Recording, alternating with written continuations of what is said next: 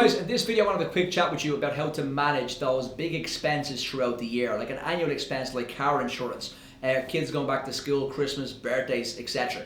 Now, a lot of people say to me that when they're managing their finances and they're doing the personal budget template, they forget about these expenses.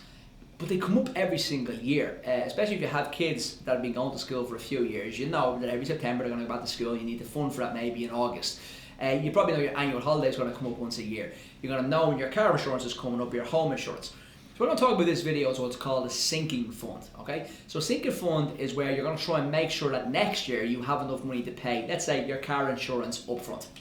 So what you're going to do, it's, let's say your car insurance is due next September, so September 2022 in this example, and you know it's going to be, say, €1,200 per month. So what you have to do this year is start putting a small sinking fund aside. A great place to do this is probably a Revolut account or an N26 account.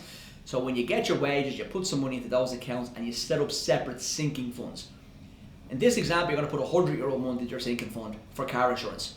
So when you get to next year and your car insurance renewal comes in, you have the money there to pay it.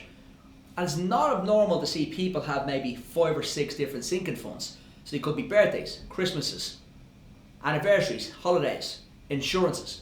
Now what this allows you to do is kind of difficult for the first year or two because you're putting money aside for something that hasn't come up yet and you might be used to that. But what it really helps you with is that in next year 12 months or even 24 months, you will have the habit developed and every time something comes up, you can now pay for it up front. Now for the likes of car insurance, this can save you interest because most car insurance providers, if you go on a monthly basis, will charge you interest in that as well. But just from your mindset point of view, it's going to be great that you can tackle these expenses. But it means that you don't always have the reg debits coming out of your account either. You don't have to worry about missing them.